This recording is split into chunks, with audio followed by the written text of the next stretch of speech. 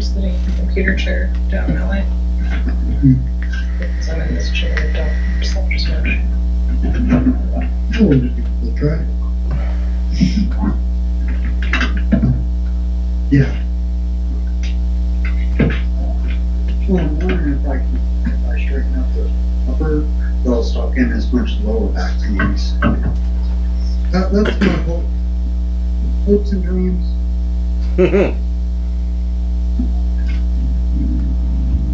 I like not to have lower back pain.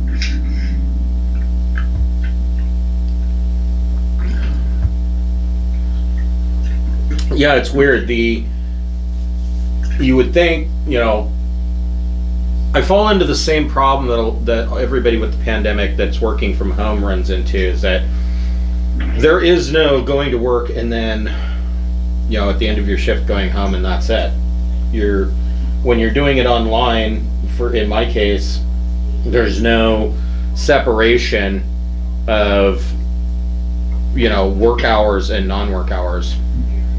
And it's weird because honestly, doing it online this way is more work than it is to just play the game regularly. And not gonna lie, I friggin' hate Roll20. I hate playing the game this way.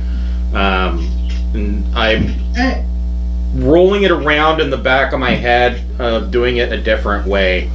But I haven't formulated or firmed up any permanent way of doing it, but I'm leaning towards doing it the way that we've been doing remote play for a while, where we actually do use the minis, because there are some kludgy errors in Roll20 that, they're not insurpassable, but they are infuriating every time they do it to me, and they are game breaking enough for me that it breaks my immersion, it breaks what I'm doing, and it's just a pain in my ass. So I don't know, I will come up with something to change the way that we are doing it, but yeah, I just cannot stand Roll20. Hate it. I like the fact that it allows you to import maps, but it does other things very stupidly. So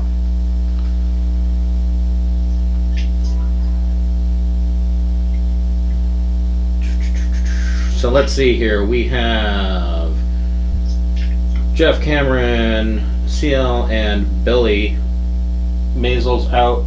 Looks like Nix is out. I think that's all of us. So it'll just be the four of you today. And I don't know what's going on with Kira. I sent her texts. I sent her the links and whatnot to connect, but I don't know. I know that there was some issue with her missing a cable to her computer that was stuck in the back of her dad's truck. I don't know. Things over there don't seem like the most technologically advanced, so who knows what's going on.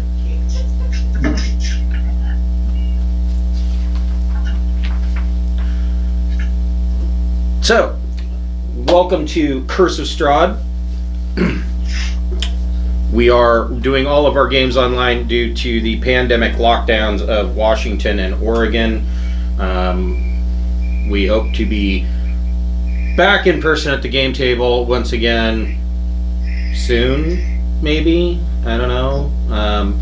They keep shifting the dates on us, so looks like we'll probably be stuck this way at least until December 18th. I don't know. I'm not going to hold firm to that date, but we will see what's going on and cross our fingers. If you are watching on Twitch, if you scroll down, you will see that we have some tiles there. The first tile is to help save the Enchanted Forest. The Enchanted Forest is a fantasy and fairy tale themed amusement park just outside of Salem, Oregon, and it is an absolutely wonderful place. The entire amusement park is family owned, and the founder, Mr. Tofty, is in his 90s, and he still spends every single day at the park working on the amusements there. They were pretty much locked down during the start of the pandemic through most of their season. And when they were allowed to open, they were limited. I think they were allowed to bring in groups of 10 guests at a time to escort them through the park, which that wasn't nearly enough to be able to save them that late in the season. And so now they've come to the point where they realize they have to ask for help, or else the banks are likely going to foreclose on the property. And so there is a GoFundMe. And we realize that everybody is strapped with the pandemic right now. If you can give anything, they will greatly appreciate you. So yeah, help save Enchanted Forest. The other tiles, you'll see a tile for TNC. That is Talon Claw. That will link directly to their Etsy store. Talon Claw makes beautiful wooden DM screens and dice vaults, and they have leather dice trays, and I just ordered these. These are D&D class drink coasters, and I got 9 of them. One of them, of course, being the Dungeon Master, and they all have like little slogans at the top of them. Like for the Dungeon Master, the slogan is "Building Better Worlds," and it has a D20 on it, and a couple of hands that are apparently being menacing with their D20. That's what it looks like to me. So yeah, check out Talon Claw. They just had a accident. They had to post that some of their shipments were going to be late. They were, I don't know what exactly they were doing, but they were delivering something and they ran their truck off the road. So it appears that everybody's okay. They're a little banged up and sore, but they're not grievously injured in any way. So if you ordered from Talon Claw, please be patient with them. They are also this weekend helping to host Jasper's Game Day, and so they will be streaming live. I think they started this morning at 9 a.m. I want to say, but don't quote me on that.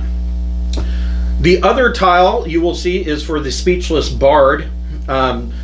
She and her husband, he makes handmade D&D miniature terrain that looks absolutely fantastic. And she makes handmade leather products such as covers for your core rule books, and she has an entire line of dice bracelets. A very popular one is the Rainbow Pride bracelet, where each dice cutout is a different color. The current thing that she's working on, which is pretty cool, is a set of dice scroll mats, or yeah. So it looks like a scroll, and then a leather scroll, and then you unbutton it, and the whole thing folds out, and it is a space for you to roll your dice on. They look fantastic from the pictures I've seen. I know that right now she's filled with anxiety because she is trying to meet deadlines, and there's some kind of market renaissance type fair that's going on that she has a booth at, and so she is running around like a chicken with no head. But definitely check her out. Her products would make excellent Christmas gifts for anybody in the tabletop community on your shopping list. And then, of course, we also have a tile for Fable Beard Company. They make beard products such as oils, balms, and beard butter. And they are every one of their scents. I was going to say flavors, but you don't want to lick those. Every one of their scents is a different fantasy themed character. And so, for instance, right now I am wearing Jack Frost. That is a scent of pine, fir, cedar with a peppermint chill, and it smells quite Christmassy. It smells like there's a Christmas tree right under my nose. Right now they also have a deal that if you order anything from them, you get a free set of beard ornaments. I know that Jeff is going to be wanting some of those. I don't know. I don't know if I need another set of beard ornaments, since I got a set of beard ornaments with my last order. So I don't know how many ornaments is appropriate to put in my beard. That I don't know. I might have to start clipping them to the hair on top of my head too. Maybe No, they said all of them. Yeah, maybe armpit hair or leg hair. I don't know. So yeah, definitely check them out. There's several different scent profiles. such as the Savior, the Harvester, the Claws, which smells like sugar cookies and vanilla frosting. There's just a number of different scent profiles, so definitely check them out. I'm sure that you can find one that will suit what it is you're looking for. So where we left off, we are going to retcon one little bit of information that happened from last week. So you guys, you had investigated the Wizard of Wines. You found that the Wizard of Wines winery was being assaulted by druids that were accompanied by different types of blights. And you also found that that the Mardukov family, first of all, you found that the Mardukov family owns the Wizard of Wines, and that Davian Mardukov is the brother of Erwin Mardukov, who owns the Blue Water Inn in Vallaki. The second thing that you learned is that the entire Mardukov family is a what is known as a kindness of were-ravens, and they are naturally born were-ravens.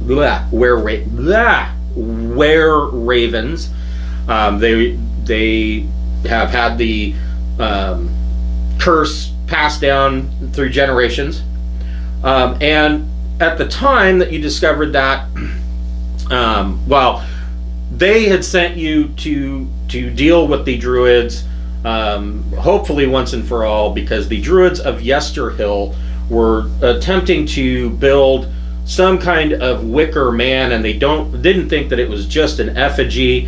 When you got to Yesterhill, you were assaulted by druids and berserkers, and indeed there was a wicker man that came to life and was known as Winter Splinter, and a huge battle ensued. You were successful, and you also discovered that on the other side of Yesterhill, there was a Gulthias tree, and a Gulthias tree grows when a vampire is staked and left, and the stake takes root in the ground, and then an evil tree grows, and that's where the blights were coming from. So you chopped down the tree, ground up the stump, and burned the remains. And when you got back to the Wizard of Wines winery, Caries III had asked the were-ravens if they would impart the curse upon him. And initially, this is where the retcon comes in, because initially he had succeeded on persuading them to do so. However, I talked to him later, and I told him one of the aspects, because this is a curse, one of the aspects of this particular curse of lycanthropy is that should you get it, because you're not a natural born, you would not be able to leave Barovia. This curse would tie you to the land.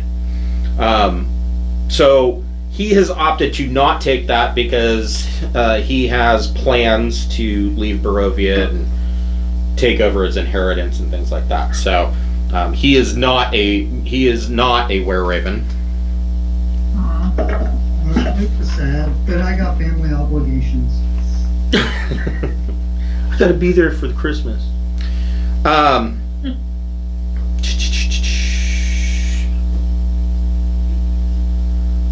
So yeah, you were able to stay the night at Wizard of Wines.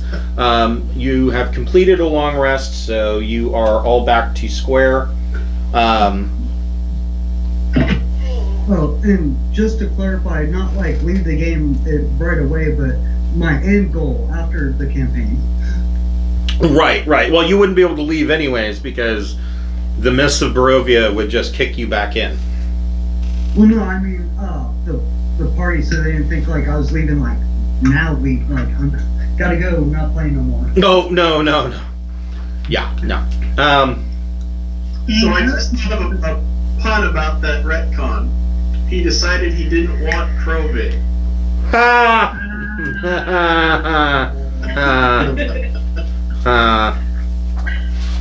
See, I wanted him to bite Strahd and see what happened, but oh well. Vampire Crow. Yeah, exactly. Yeah, actually that wouldn't work, because technically lycanthropy only affects humanoids. And Vampire- vampires aren't humanoids; they are undead. Dang it. Yeah, but then it could be like a Van Helsing kind of thing. Yeah, I don't know. I would kind of prefer to just pretend that Van Helsing never happened.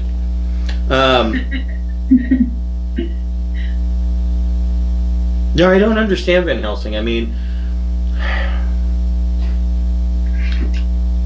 he was doing so well. Why did he do that movie? Money. Maybe. Well, come on, bro. I didn't tell anybody about that hooker you banged last week. Come on, do my movie. You're right.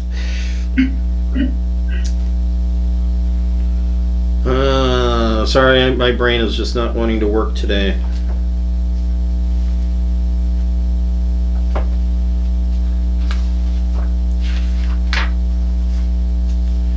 So, We finished that entire side quest. You what? That was the end of that side quest, correct? Yes. Pretty And now much. we have free room and board at the end. So Right. that's cool. So, now that the winery is squared, you can go back to Vallaki and tell Erwin Mardukov why the wine was late. And actually, since you were able to save the wine, Davian fills up two of the large, he fills up a series of casks of wine and gives you the reins to the cart and asks if you would take it back to Vallaki with you. And so you travel back to Vallaki, and as you were coming in to town, you were following the old Zvalek road, and you were coming in from the west gate, and you see that there is a funeral procession of Vistani that are carrying a fairly short casket. I mean, it's a casket that's maybe 4'9" tall, and they are, as Vistani are, they're very colorfully dressed and not the dour colors that you would expect of a funeral procession. I mean, there are a lot of blacks and whites, but you're seeing pastel colors as well, and they are spreading around flowers on the road as they're carrying this casket. And you can see off in the woods that they have built a large funeral pyre to put this casket on, and they are going to burn the body. And then that is leading off to the south towards the where that there is a Vistani encampment there. I'm not prison Do they usually burn the bodies? Do we know about that? Not you. I mean, it's not cremation isn't like a usual normal thing that you've seen in Barovia. It's not exactly unheard of either, though. So it's not like a Vistani thing to do that? No. Okay. Huh. I wonder what that's about. Well, from a religious standpoint and everything that you have seen so far, you would, from a practical standpoint, burning a body would be a way to prevent it from coming back as a Strahd zombie.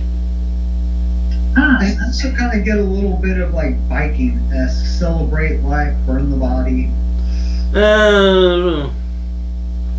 Not so much Viking. I mean, there is a lot of wailing and carrying about. This is not really a celebration of life. This is definitely a mournful period. So yeah, they are crying, and they you know, at the front of the procession as they're carrying this body, there's a drummer and there's a guy walking with a tambourine, and there is a violinist playing a very sad tune as they're leading this body to the funeral pyre. Is there at least one guy with a cowbell? More cowbell. Everybody make a perception check.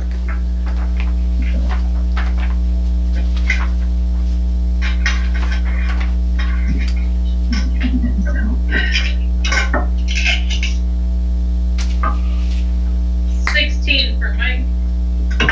Nice. Same, Pep. Cassie.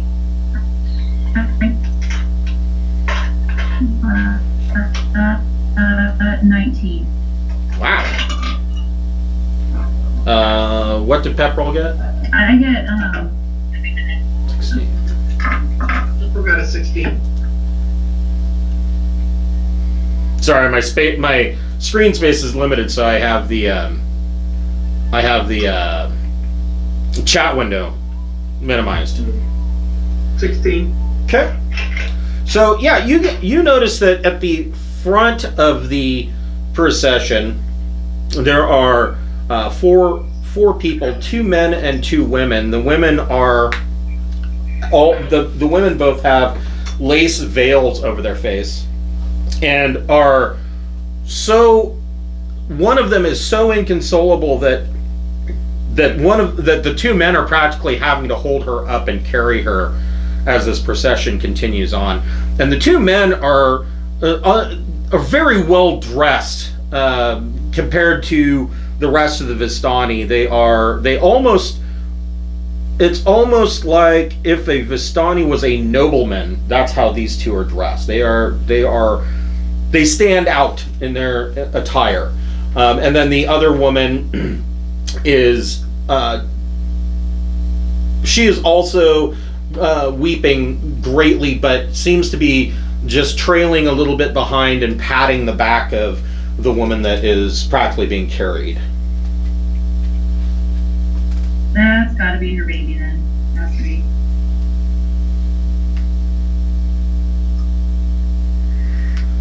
So the question then is, do you want to continue to the town, or do you want to view this funeral procession? I mean, I'll watch the funeral go by for a few minutes. Yeah, let's make sure that the vampire spawn thing doesn't happen. I have an interest in making sure less evil walks the earth. So it seems like a good idea to watch. Okay, so you follow this procession, and they lead the casket to the funeral pyre, and one of the Vistani noblemen stands in front of the pyre and has a hard time saying the eulogy, basically stating that his daughter Aribel was found floating face down in Lake Zarovich. Hold on just a second. Cassie. No.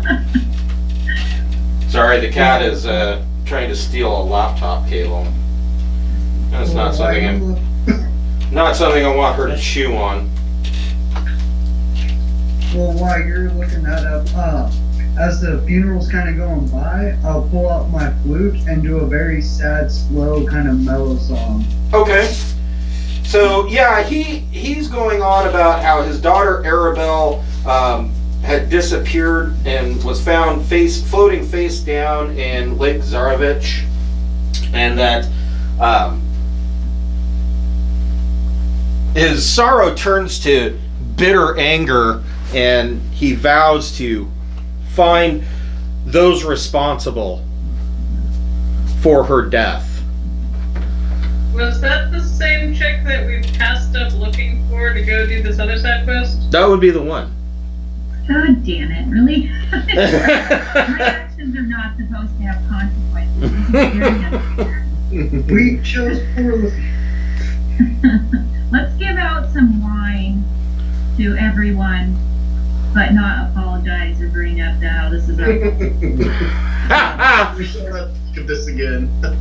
So, at the end of his eulogy, they of course light the pyre, and it takes a while for the body to burn, and then they move to the Vistani Camp, where they will have a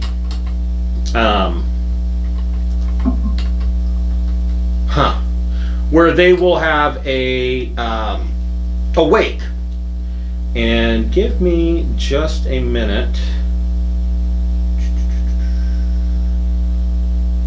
Well, I can use control fire to make it grow faster and burn hotter.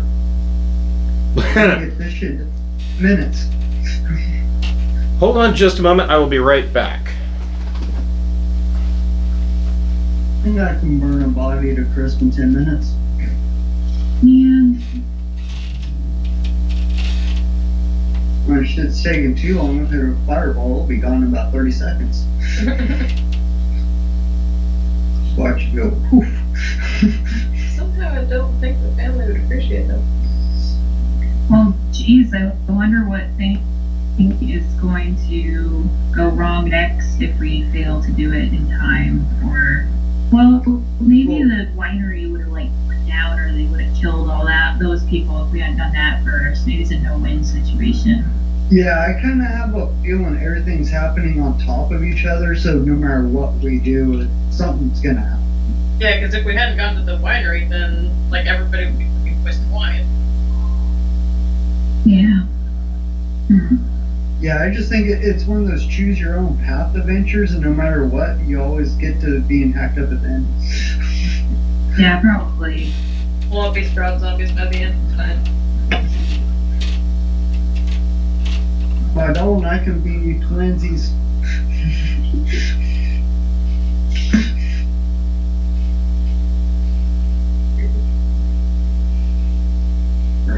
Zombies from They Don't Die, or Dead Don't Die. Copper.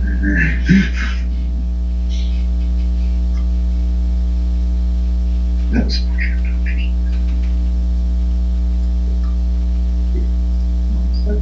Simon Pegg and Nick Frost one is hilarious. The show. Oh, speaking of zombies, have you guys seen the new Bill Murray movie, The Dead Don't Die? Yeah, no. It is a very typical kind of offbeat Bill Murray movie, but it's funny. Like it is it's wacky funny. Okay, sorry I had to go grab a map.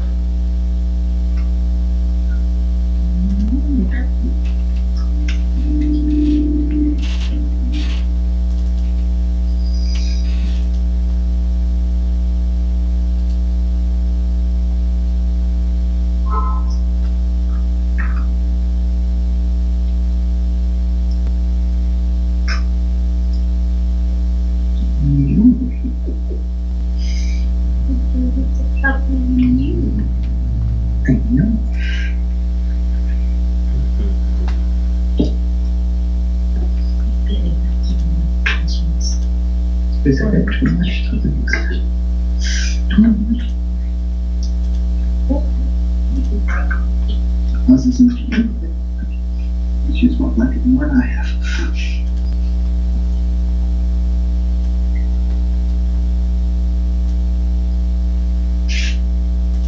That's where you keep going.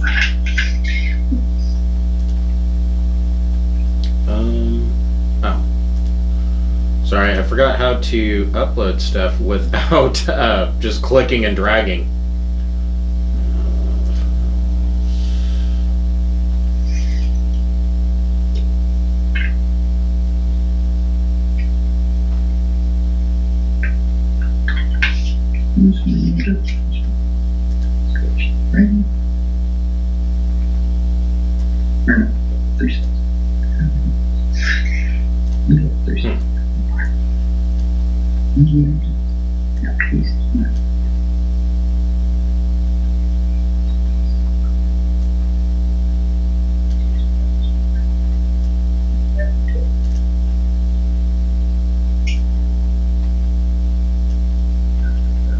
Not level 6.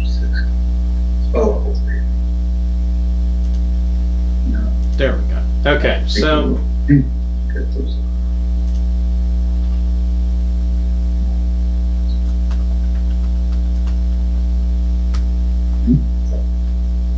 Oh, these spells that I get on my level that I did. so this is what the Vistani Camp looks like.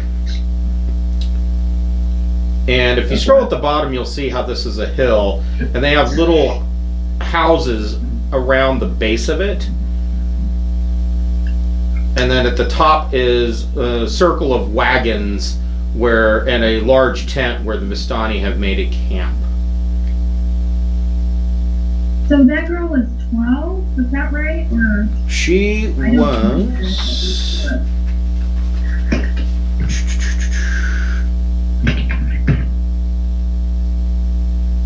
She was 7. Okay. Alright, so is this our fault? Or somebody else's fault? Do you know? Well, you didn't drown her. I So... was gonna say, Okay. in the lake. yeah, I don't remember going to a lake. I feel like a 7-year-old should be smart enough not to drown themselves, but I don't really know for sure, I guess. So it's somebody else's fault also, in addition to our fault.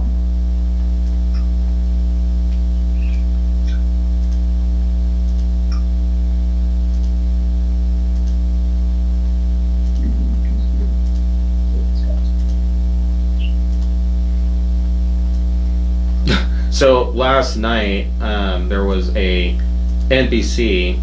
Oh wait, I don't have to worry about her. Makes sense. There was an NPC named Yorn the Terror, and because I typed in his name, for some reason,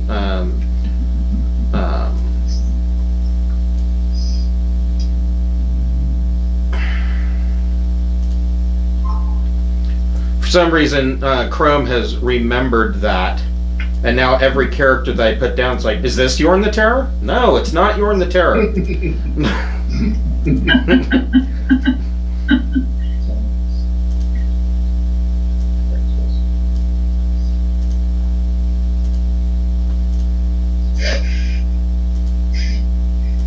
There we go. Everybody join the terror. Yes, everybody is Yorn the Terror.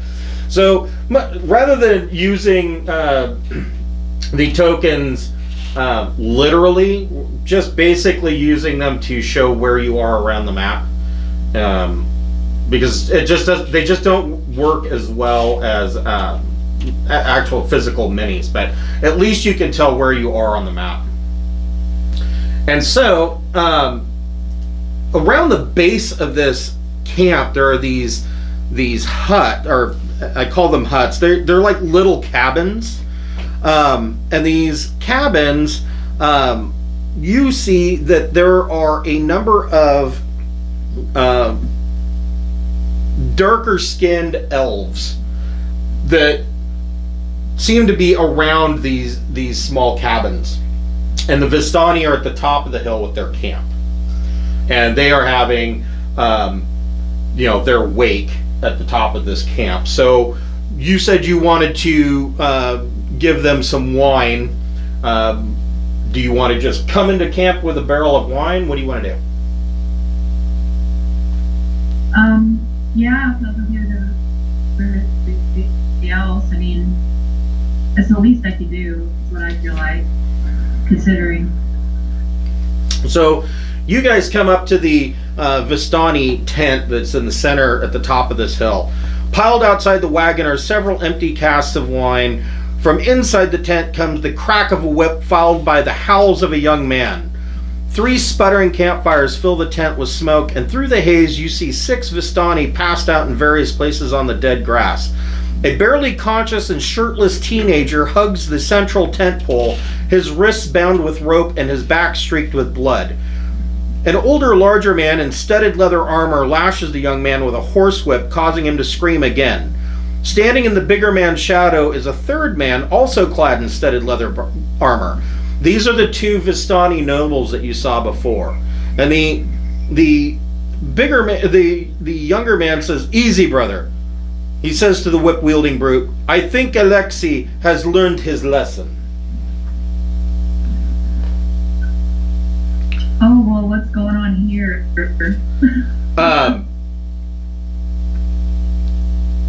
Guessing that kid was supposed to watch the other kid?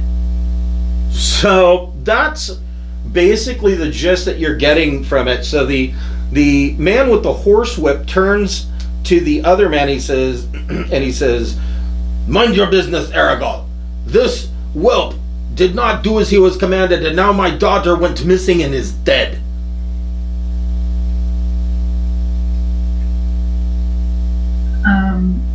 I'm so sorry for your loss. I'm gonna bow out of this situation. Here's your wine. Bye. Yeah, pretty much. I don't know what else to do. It's like your kid's dead. I can't make them not dead. Yeah, I'm sorry. I'm not high enough level to take care of that. And you burned her, so. Yeah. Jeez. Well, that's sad. Give me 1 second. I'm trying to look something up real quick. So they don't know who drowned her, though? So, they offered to look at them. Luvash, the man with the horsewhip, is named Luvash, and Luvash looks at you, the party, at all of you, and is literally grinding his teeth with anger. And he says, "And it is you, upstart, who came into the town and have caused all of this to happen. You who have angered the devil Strahd." We haven't angered him. We went to dinner and hung out with him at his house. Like, what are you talking about, bro? He's pretty chill. He's just like completely evil. So I doubt they'll be receptive to facts right now, though. So maybe. So wait, it's not like there's like forensic evidence that's going to degrade or something. Maybe we should, if we want to pursue this later, maybe we should come back, or is that not possible? Things like having Maisel in tow would really help this adventure. Well, I'm trying to look up a spell real quick, and if I can find it, I'm going to offer him to do a ritual spell that will prevent the kind of bless the body. Does anybody have Speak with Dead? I don't think I did, but I'm going to check. Yeah, Speak with Dead would be quite handy in this case. That would not be up my alley. I do not. That I just character. got two choose spells. Well, I mean, But yeah, I'd rather do this event with Fable because the Vistani are not, they don't trust people that are part of their group. well, hold on here. Speak with Dead is... Wow. Interesting. So, I guess Speak with Dead is not even a paladin spell. Yeah. Odd. Can the bard have it? Is there a chance that Maisel would have it if she were playing? Let me see. Chris, Yeah. the spell I was gonna offer to do for them is first level ceremony or first level cleric spell ceremony. Okay. The funeral rite. Okay. Yeah, you could do that. I will pull up my holy symbol and ball and offer to do that for them if they wish. Okay. So yeah, Maisel does not have Speak with Dead. However, Maisel does have Speak with Animals. And she kind of wanders off from the party and cast that to learn what she can. When you offer to do this ceremony spell, the younger brother Arigal, Arigal says, "Yes, that would be very much thankful. Thank you. If you come with me, we can go back to the pyre, and you may perform your ritual. I think that would give closure to much of the family." And I go with them. Okay. So you go back and you go ahead and start doing the ritual, and we'll just move you down here because you're off doing your thing. Oh, hold on here. I have to fix this because the grid is terribly, terribly annoying. Yeah, turn that off. There we go. And you guys are up here. I let the party knows I'm walking away. I'm like, this is going to take me a while because it's an hour casting time. Okay. Yeah, rituals are not quick affairs. So, Arigal takes you back to the funeral pyre, and you are able to begin your ritual. Maybe not so far off the map so that I can keep you in range here. And you guys are left around the campfire in the tent, and some other Vistani come over and untie the young man from the Alexei, who has been tied to the central tent post, and take him to tend to his whip wounds. And Luvash comes over and pours himself a glass of wine from your barrel and says, "Well, thank you. I suppose this is the least that you could do." Can I tie my wrist to the beating post and offer myself? I feel very bad about that. Spank me! Yeah. myself. That's just raising. I'm sorry. I offer myself to be beaten viciously. Here, now professional.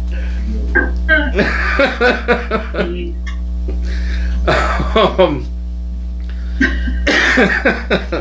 Luvash downs his wine and he says, "You know, sweet Aribel, she was a princess in the Vistani." Really?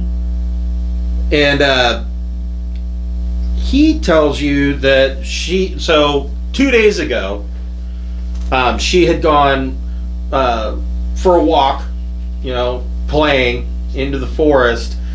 He admits that Aribel was always a headstrong girl. She was fearless. She rode a horse like it was no danger to her, even at such a young age. And it wasn't anything abnormal. She went for her walk like she usually does, playing, but she just didn't come back. And they searched and searched and searched, and finally, after 2 days, they spotted her form floating in the Lake Zarovich, a little ways out from the dock. And he tells you that's very peculiar. Nobody bothers to really fish except for one man, because the lake has not produced fish in many years. But there's one man who always goes, and he is strange. I plan to question him as soon as I can find him. And he tells you, hold on here.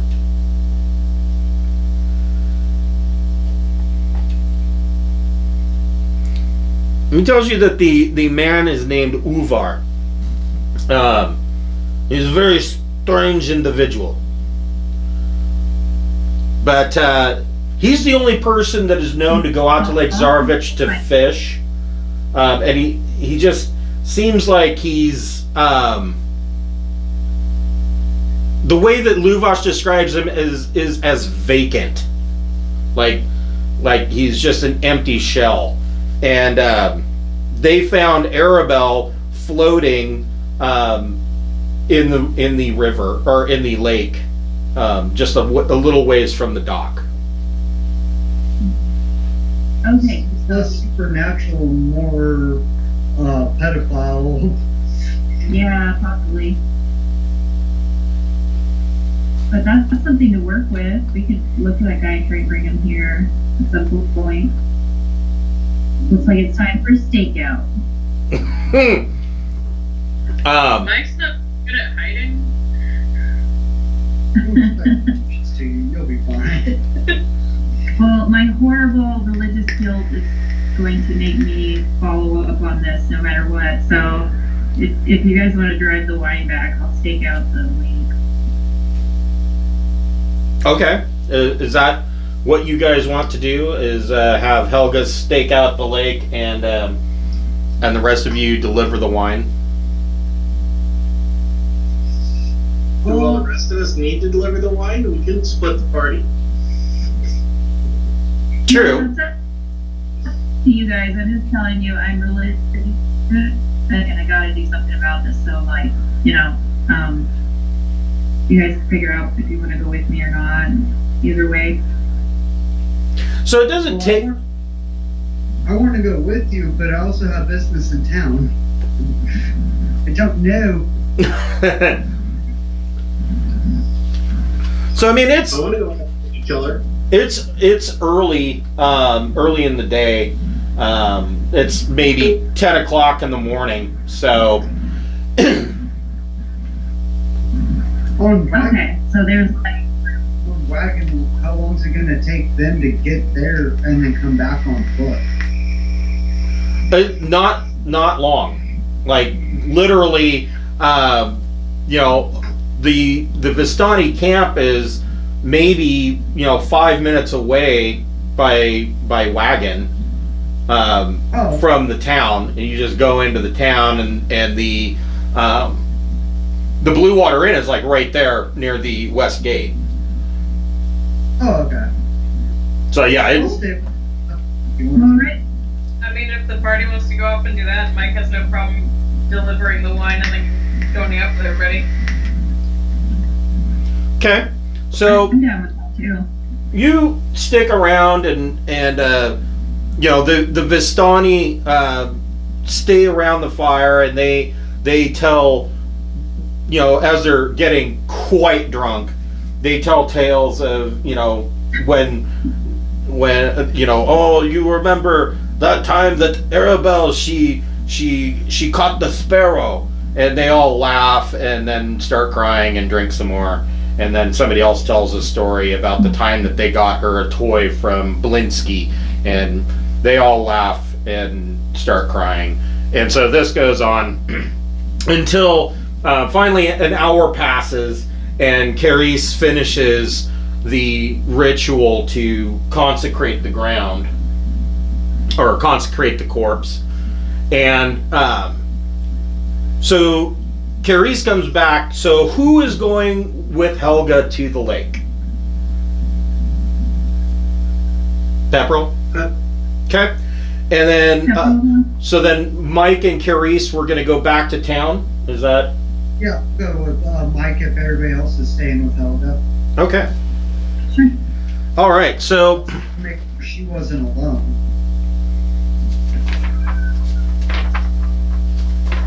hold on here. When I go deliver wine.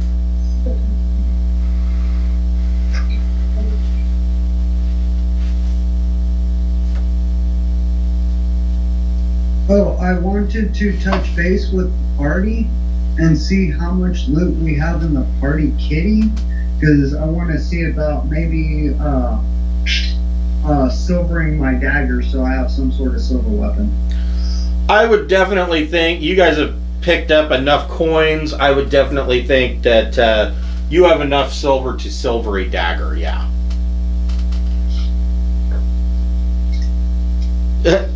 Who has been? I don't remember. Who's been keeping track of party loot? Let me guess. There's somebody who's not here today. I think Great. was Fuck, I don't remember who was doing that. It might have been Maisel. So yeah, I would say there's enough silver there for you to silver your dagger. That's not a problem. Yeah, how long does that take to occur? Oh, a couple hours. So, Okay. Pepperell and Helga, you travel north a bit from Vallaki. You find a trail that leads to the lake, and the lake is actually nestled right at the base of a large mountain called Mount Baratok. At the foot of the mountain, nestled in the misty forest, is a large lake. The water is perfectly still and dark, reflecting the black clouds overhead like a monstrous mirror. Pulled up along the south shore are 3 small rowboats. A 4th boat can be seen in the middle of the lake, with a lone figure sitting in it, fishing pole in hand. What's his name again? Uvar.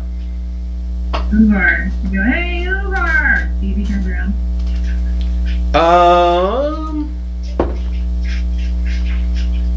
Nope. He just sits there and keeps fishing.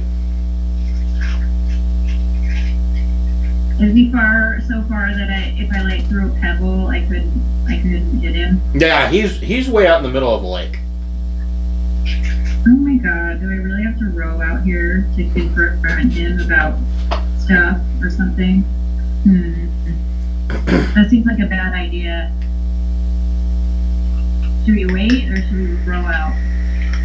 We're gonna wait a little while, see if he comes in before dusk. Okay, that sounds like a plan. So you guys are gonna camp out by the dock and wait for him? Unless it gets too late and then we'll just row out. Okay. So in town, Mike and Carice, you deliver the wine, and Erwin is true to his word. Erwin Mardukov thanks you and grants the party free room and board for as long as you need. You're always welcome to come back to the Blue Water Inn. You can use this as your base of operations while you are here. And while Mike is delivering the wine, Carice goes into town and finds a smithy that will melt and silver her dagger. Yay, silver bone rat skull dagger thing. Yes. Hold on here. Thought there was something else that needed to happen, but I don't think there is. I think you guys have pretty much screwed the pooch as far as it's going to get screwed. Let's see. Oh wait, yes. No, that's later.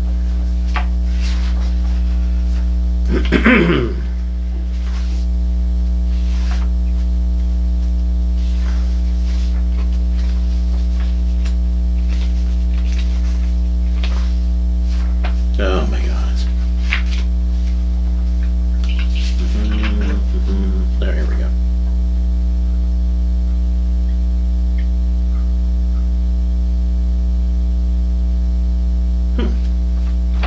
Interesting.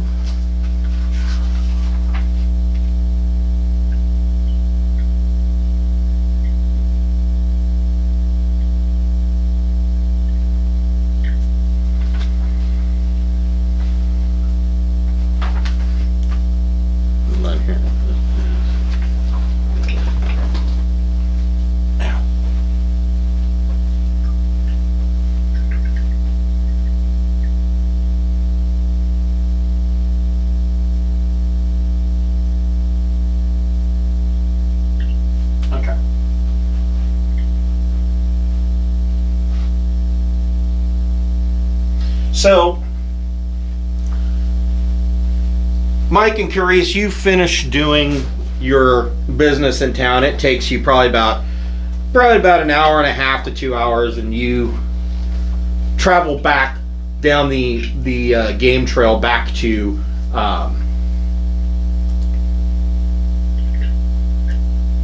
let's do this way. Lake Zarovich. And Mike, go ahead and make a survival check.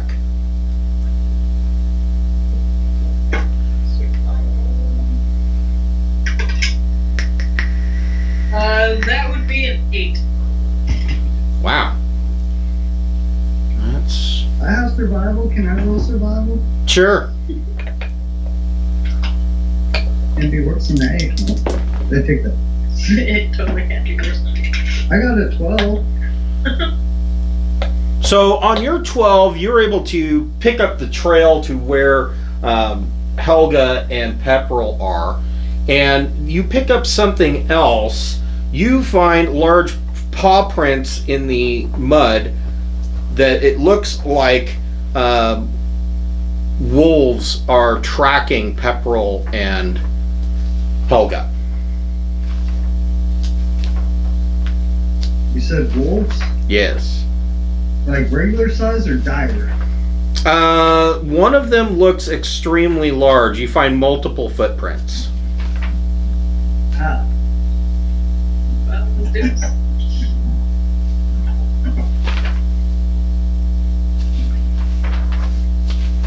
Pepperell and Helga, make a perception check.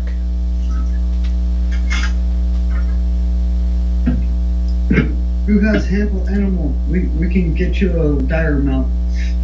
Pepperell gets 18 perception. Wow. Okay. I got 14.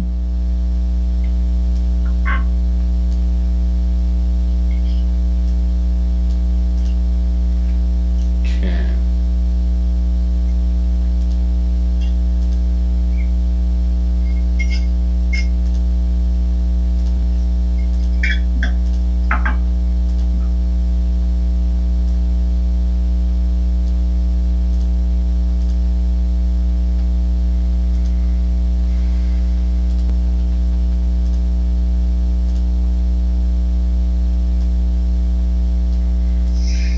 I'm just putting things on the board here so that I can actually put them into the initiative tracker. Right. Well, that sounds terribly ominous. Fight, fight, fight.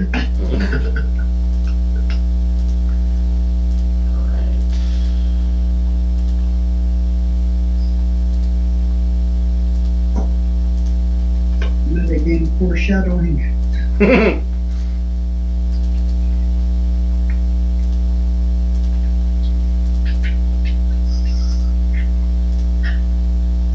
It's like when you sit down in person at a game, like, why do you have a colossal miniature next to you? No reason. Just cause. I used to do that at the shop. I think Billy, you saw me do it a couple times. I'd bring in like a giant or a dragon and just set it on the table. Not actually using it, just set it on the table. That way all the players would be like, oh shit. Yeah.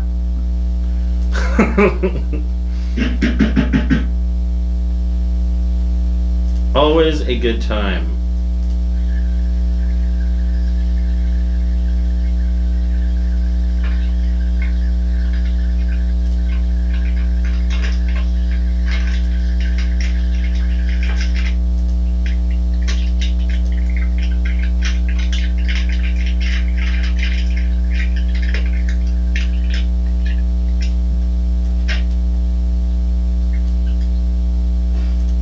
Oh, that's That's one giant wolf. yeah. Well, I said he was big, but I mean, you know.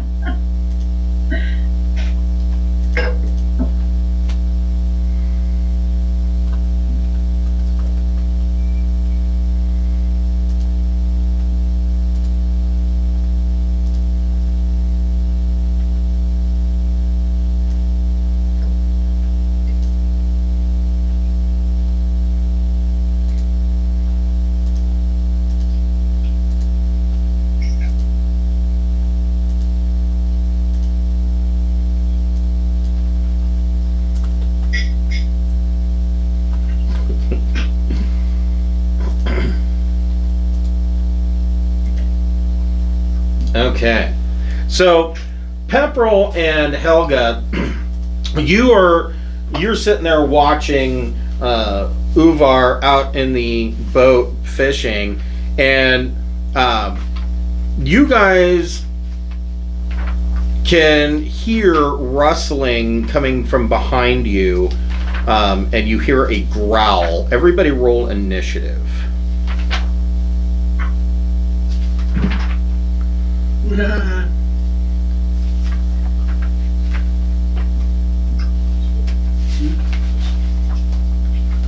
Crit initiative for 22 for Pep. Woohoo!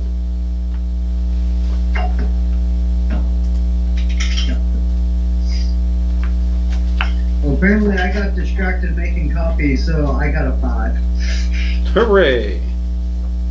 16 for Mike. Hold on here.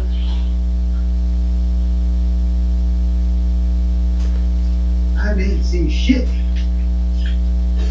Are we even close enough to be in initiative? Yeah, you're close enough. So, Okay, so Mike, what'd you get? 16. And Carice, what'd you get? a whopping 5. Oof. And Helga. 16. Nice. I don't know, you're rolling pretty good, Helga. Maybe your curse is broken. Yeah, that'd be cool. Well, Okay. So, sorry, you had a question?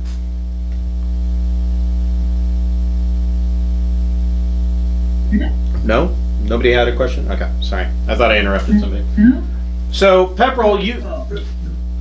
Yeah, I had one.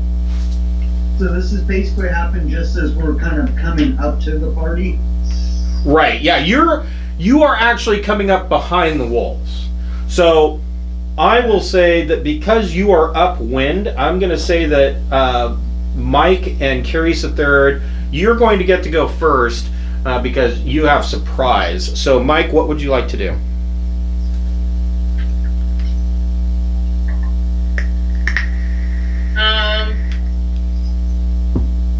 Remembering dealing with wolves last time, Mike is gonna do his rage Okay. and go after the bigger of the wolves. Okay, so you're going to go after the direwolf? Yeah. Go ahead and make your attack.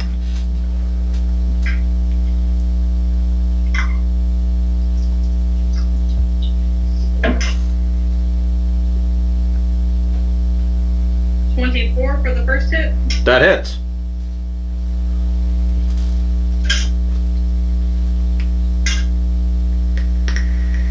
For 10 damage.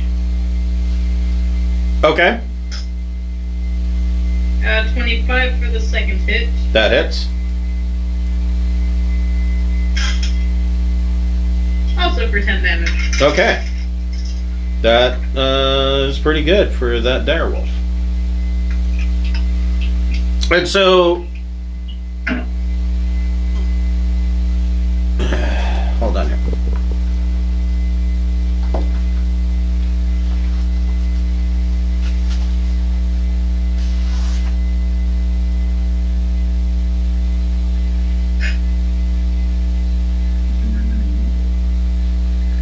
So the wolf now has disadvantage on any attack roll unless it's against Mike.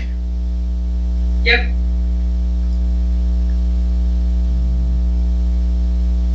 And as a reaction, anybody within 30 feet of you, which basically is the entire party, you can use a reaction to reduce damage to them by 2d6.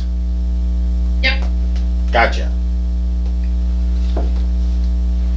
Okay. Oh, shit. I forgot to do something. Carice, go ahead and make your attack. And then we're going to pause for some rules mechanics. Because I forgot.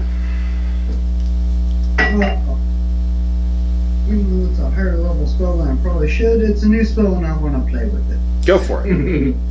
Oh, Are you- I'm going to cast minute meteors.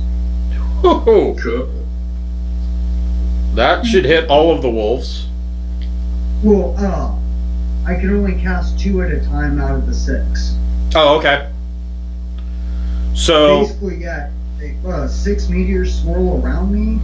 so and there. on I can throw out 2 of them. Okay, so there are 3 regular wolves and 1 direwolf. Well, with each hit, the meteor does 5-foot explosion in a 5-foot radius, I think.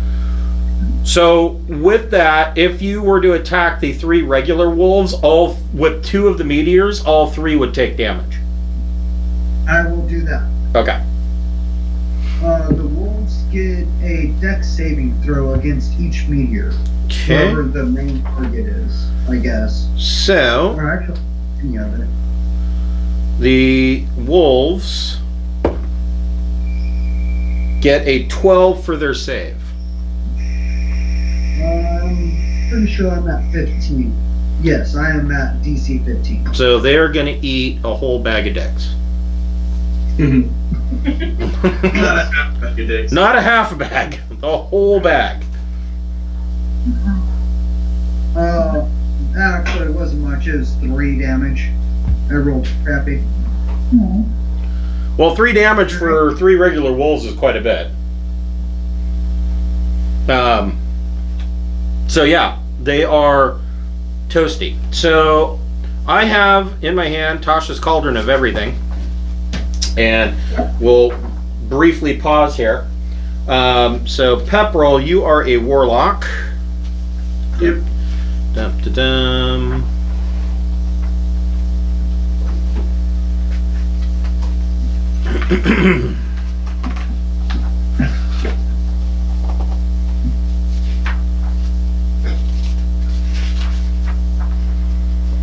I did this last night as well. So,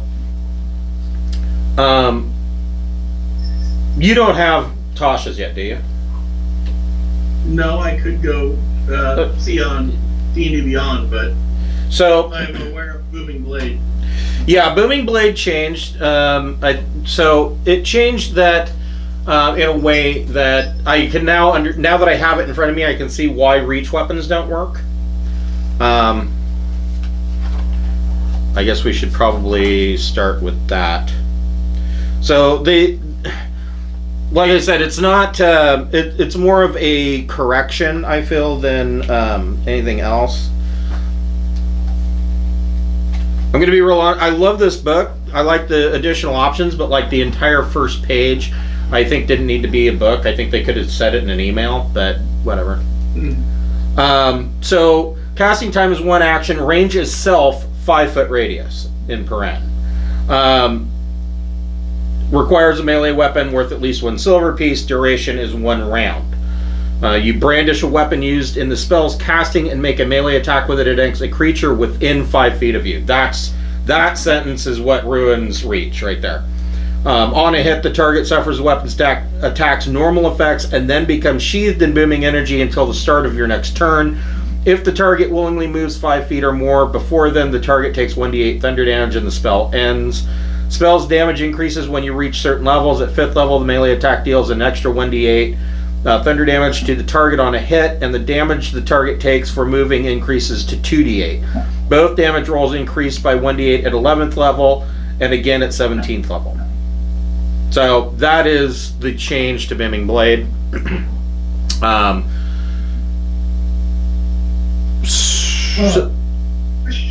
Follow-up question on that spell. Yep. When it says willingly moves, would that count as like fear or mind control? It uses its movement. Yeah, it has to use its movement. Yeah, forced movement would be a no. But if it willingly moves, so I guess the question then, so if it's feared, then no, because it has no choice. It has to move. In a lot of cases, it has to move away from the target of its fear, or the source of its fear. But if you have cast Crown of Madness or charmed it and tell it to go somewhere else,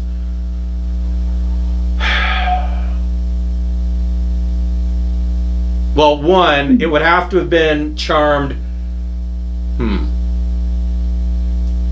It would have to have been charmed after it was hit with Booming Blade. And the reason I say that is that if you charmed it before and then somebody hits it with Booming Blade, there's no longer a charm effect because it ends when the creature's been attacked. Yeah, that's kind of more the aspect I was thinking. Like, so I hit it with Booming Blade, so-and-so charms, and it's like, hey, come here real quick. Like, would that work?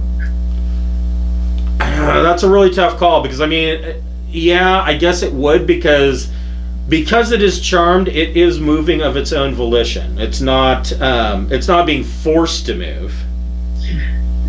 I think that language has a lot more to do with, oh, you push someone off a cliff. That's not their movement being consumed. Correct. Yeah.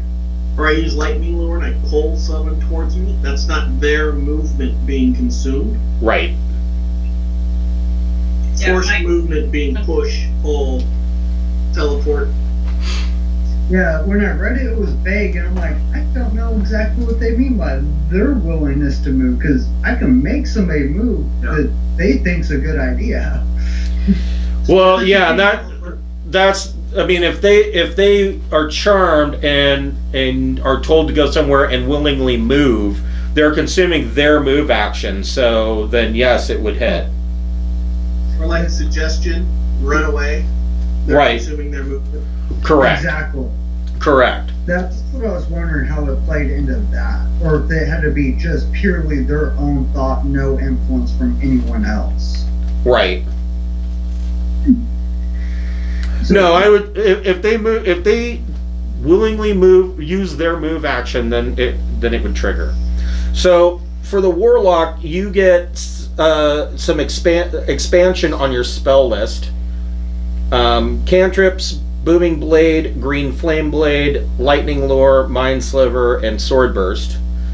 I don't know. I mean, they say that this is an expanded list, but we ran into a couple times last night where people were like, well, I already have those on my list, so I don't know. Yeah, Sword Coast Adventures Guide already has some of those on the Warlock's list. Right. Yeah. And then third level, Intellect Fortress, Spirit Shroud, Summon Fae, Summon Shadow Spawn, and Summon Undead. Fourth level, Summon Aberration. Fifth level, Mislead, Planar Binding, and Teleportation Circle.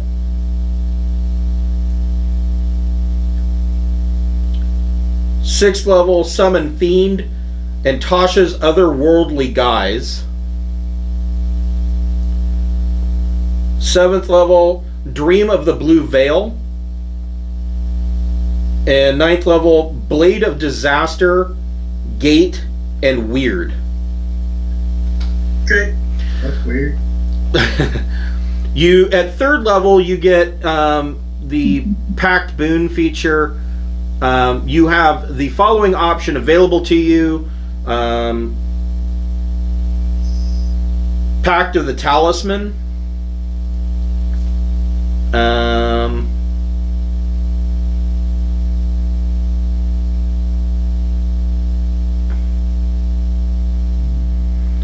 for invocation options. So let's see here. So Pact of the Talisman, your patron gives you an amulet, a talisman that can aid the wearer when the need is great.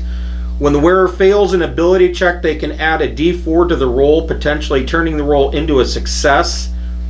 This benefit can be used a number of times equal to your proficiency bonus, and all expended uses are restored when you finish a long rest. If you lose the talisman, you can perform a 1-hour ceremony to receive a replacement from your patron. This ceremony can be performed during a short or long rest, and it destroys the previous amulet. The talisman turns to ash when you die. I'm already packed, so I'm happy with it. Okay. Their Eldritch Versatility. So this happened, the first time this happens is at 4th level, but it basically happens at any level point where you have ability score improvement. You can replace one cantrip you learn from this class's pact feature with another cantrip from the Warlock spell list. You can replace the option you chose for the pact boon feature with one of the feature's other options. Or if you were 12th level or higher, you can replace one spell from your Mystic Arcanum feature with another Warlock spell of the same level. Right. And then there is new Eldritch Invocation options. Bond of the Talisman, which is 12th level. There's Eldritch Mind, which would give you advantage on Constitution saving throws that you make to maintain your concentration on a spell. There is Far Scribe, which is a 5th level Warlock prerequisite, Pact of the Tome. Let's see here. A new page appears in your Book of Shadows. With your permission, a creature can use its action to write its name on that page, which can contain a number of names equal to your proficiency bonus. You can cast a sending spell targeting a creature whose name is on the page without using a spell slot and without using material components. To do so, you must write the message on the page. The target hears the message in their mind, and if the target replies, your message appears on the page rather than in your mind. The writing disappears after 1 minute. As an action, you can magically erase a name on the page by touching it.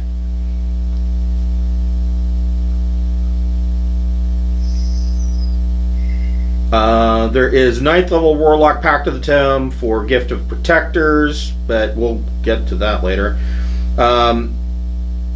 There's Chain, Talisman. 5th level Warlock Undying Servitude. You can cast Animate Dead without using a spell slot. Once you do so, you can cast it. You cannot cast it in this way again until you finish a long rest. And that's it. Okay. Helga is a Paladin.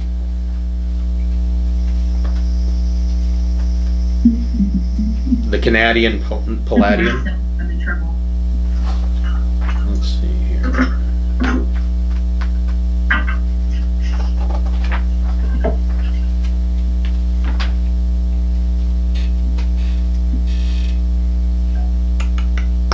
So, Paladin spells. You get some expanded Paladin spells. 2nd level, Gentle Repose, Prayer of Healing, and Warding Bond.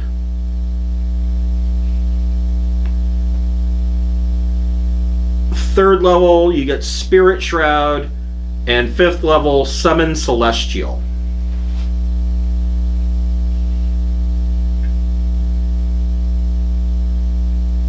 Alright.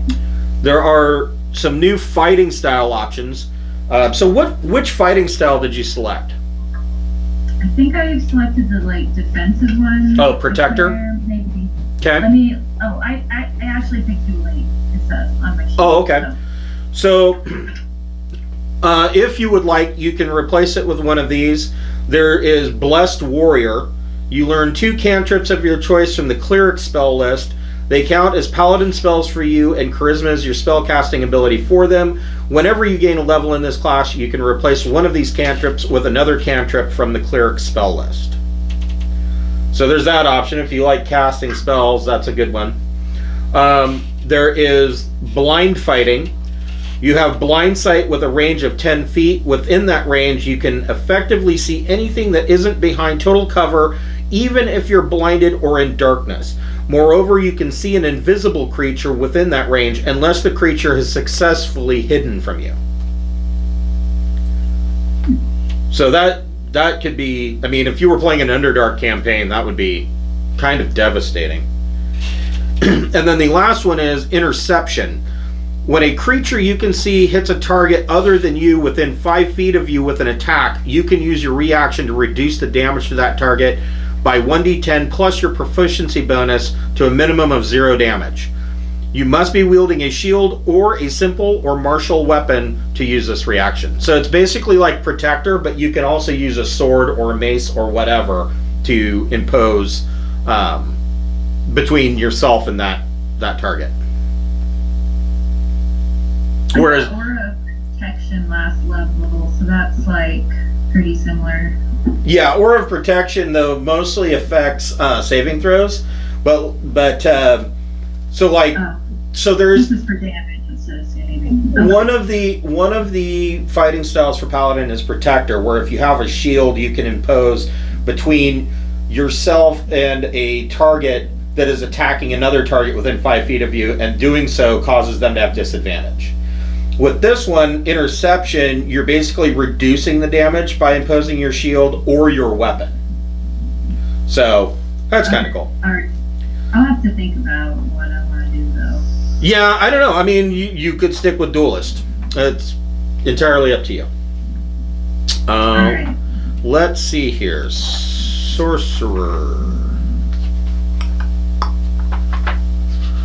I know I could just use the they did a very good job of they actually did a very good job with the contents in this book. I'm absolutely shocked. 65. So Carries the Third, you have access to some new spells. One sec. Like I said, some of these might be ones that you already know about.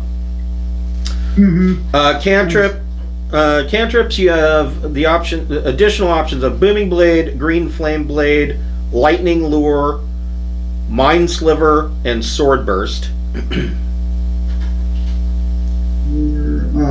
What was that for Lightning Lure? Lightning Lure, Mind Sliver, and Sword Burst. Oh, okay. First level, Grease and Tasha's Caustic Brew. Breeze and Tasha's costume.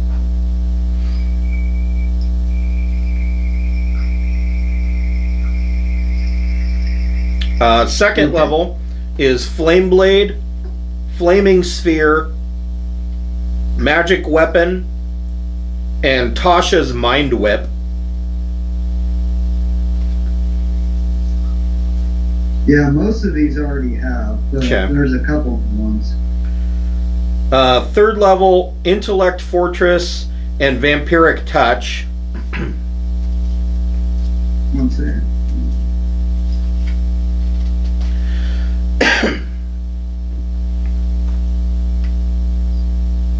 We can go ahead and stop there on mine. I can get the rest later. I can only cast up to a third level spell, so Okay. not about the rest of them. So let's see here. You also get, there are 2 new meta magic options that you can either replace with options that you already have or keep in mind for the future. The first one is Seeking Spell. If you make an attack roll for a spell and miss, you can spend 2 sorcery points to re-roll the d20, and you must use the new roll. You can use Seeking Spell even if you have already used a different metamagic option during the casting of the spell. Okay. And the other metamagic option, this is an old one from 3rd edition, Transmuted Spell. When you cast a spell that deals a type of damage from the following list, you can spend 1 sorcery point to change that damage type to one of the other types on the list. Acid, cold, fire, lightning, poison, or thunder. I'm actually gonna change that one. Yeah, Transmuted Spell was always a really good one. Yeah, I'm actually gonna replace my careful casting because I don't use that as much, well, almost never. And I'm gonna change that for transmute. Yeah, can you imagine like casting Fireball and transmuting it to like acid instead of fire, or lightning instead of fire? That would be... Oh yeah, no, I use that one all the time when I played 3rd as a sorcerer. Right. Because, oh yeah, snowball, or do a fireball, but snowball. Right, right. No, everywhere, bitch. The other one is Sorceress Versatility. This happens whenever it starts at 4th level, and any level where you have an ability score improvement. You can replace one of the options you chose for metamagic feature with a different metamagic option available to you. You can replace one cantrip you learned from this class's spellcasting feature with another cantrip from the sorcerer's spell list. And then there is a 5th level option called Magical Guidance. You can tap into your inner wellspring of magic to try to conjure success from failure. When you make an ability check that fails, you can spend 1 sorcery point to re-roll the d20, and you must use the new roll, potentially turning the failure into success. What's that called? Magical Guidance.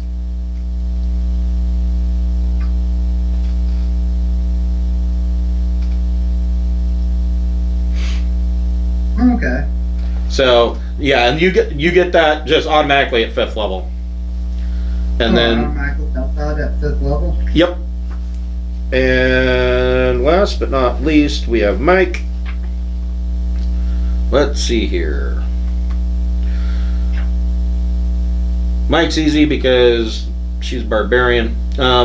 Primal Knowledge, you got that at 3rd level.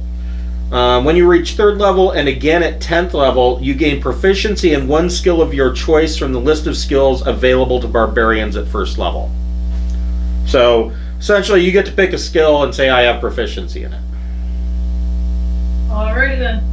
And then at 7th level you'll get Instinctive Pounce. As part of your bonus action you can take... Okay. As part of the bonus action you take to enter your rage, you can move up to half of your speed.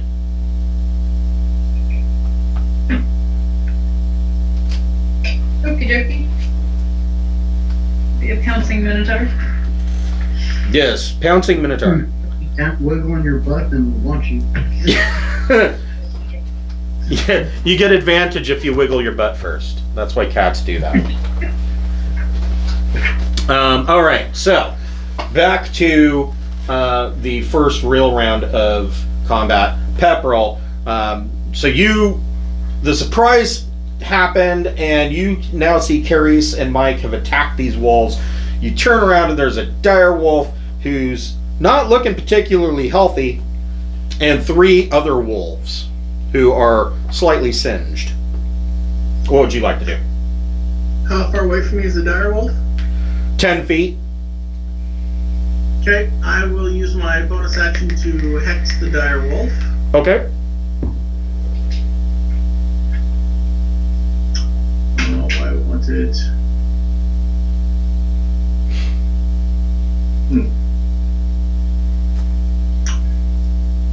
Okay, and then I'll lightning lure it, denying it its dex or disadvantage on dex.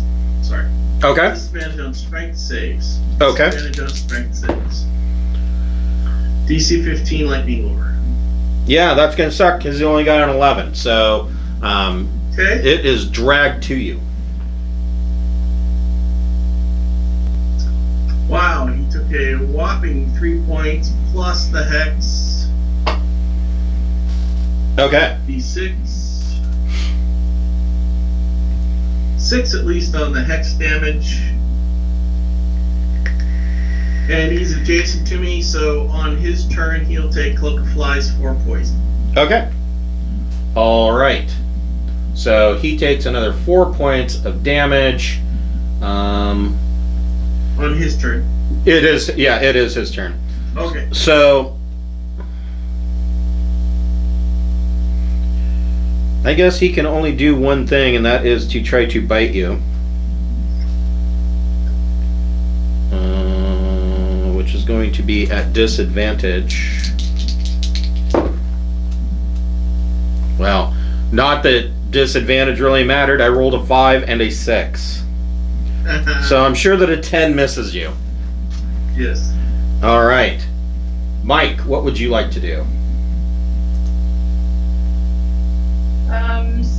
Smash the big wolf. Okay, go for it.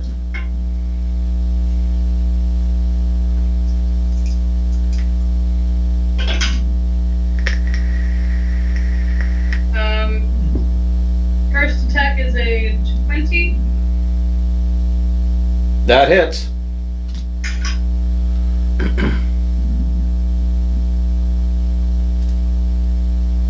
For 15 damage. Okay, the direwolf has ceased to be. There's a. For your second attack, you can attack one of the 3 other wolves. Okay, I'll attack one of the regular wolves. The For wolves. 24 to hit. Yes.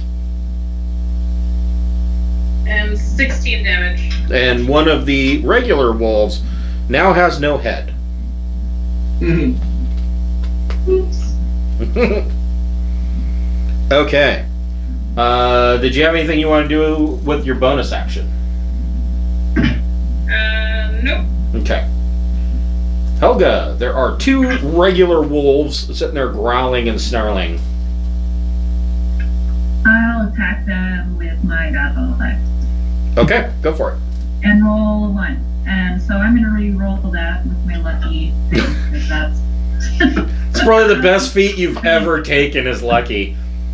Yeah, definitely. So that I can roll a 6.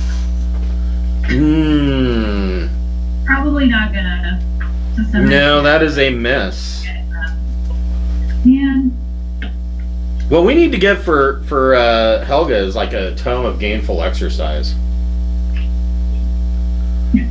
Put her on a workout routine so that she can increase her strength. No, I see did not roll like total garbage. That's all I need to do. Well, modifiers can help though. I mean, there's been monsters where I've rolled and I'd ask the guys in my Saturday night group that are high level, and I'm like, so does a 17 hit? And they're like, no, haha. And I'm like, okay, well, keep laughing because keep in mind that I rolled a fucking 2. So, you know.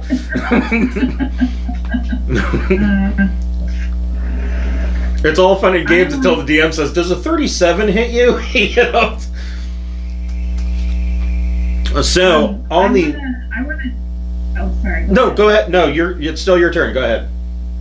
I want to glance at the lake to make sure that guy's still in the boat. So, okay, you glance at the lake. Make a perception check. Alrighty.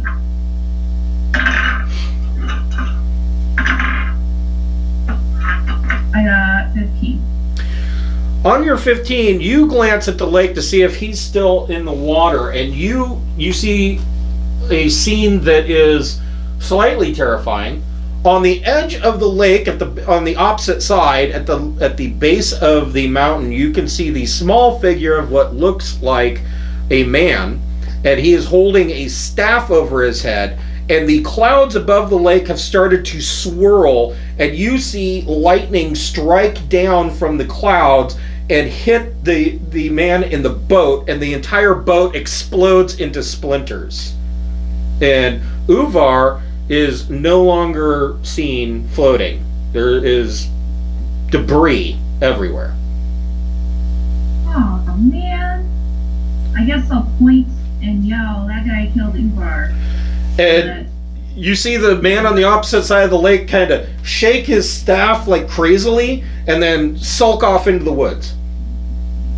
Man, aw, there goes our clue. We should have paddled out there. I was afraid some kind of like lake creatures were gonna pull us under or something. Well, if you would have been out there, I think you would have got zapped by Thor also. Yeah. That's true. Okay. On the wolf's turn, a wolf is going to attack Mike.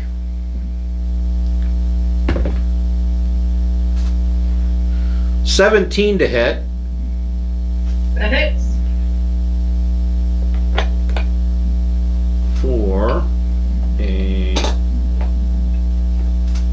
whole whopping 7 points of piercing damage. And a wolf is going to bite at Helga. Are either of those wolves adjacent to Pepero? Yeah, we can say they'll take another 4 points. For I have tactical map. I just asked so you can answer. yeah, Helga, you take another, or that was a 24 to hit, Helga, and you take 9 points of piercing damage. Alright. Carius the Third, what would you like to do? As a reaction, can I reduce that damage? You can. Go ahead and roll your, what is it, 2d6? 2d6.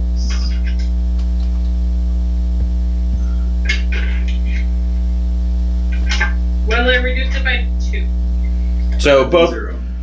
yeah, so both Mike and Helga, your damage is reduced by 2. Oh, cool, thank you. I'm sorry, I'm laughing. So, because I have a pro membership for Roll20, I got a new token pack, and there's this one token that is just labeled as Redhead Knight. It cracks me up every time. I'm like, oh, yeah, found the ginger. Carius the Third, what would you like to do? Well, I realized after the fact that when I cast my meteors, I only ended up rolling damage for one of them, so I still have 5. Okay, so throw another 2 at him. I will throw 2 more into the mix. So, I believe as a bonus action. That's what I'm going to double check right now. so the wolves got a 15 on the first one. That gets half on the first damage. And only got a 10 on the second one, so they will take 1.5 damage. So the first meteor is going to be 7, so they take half of that. So 3. The second one is going to be 4, so 7 total. Okay, that is enough to put down both of the wolves. So, Helga, are you going to tell everybody what you saw out there? I mean, obviously everybody heard the thunderclap when this lightning bolt blew up the boat. But are you going to explain what it is that you saw? Absolutely. So why don't you guys discuss what you're going to do about that, and I will be right back. And let me, this is a good minor break point. I'm going to break up the broadcast.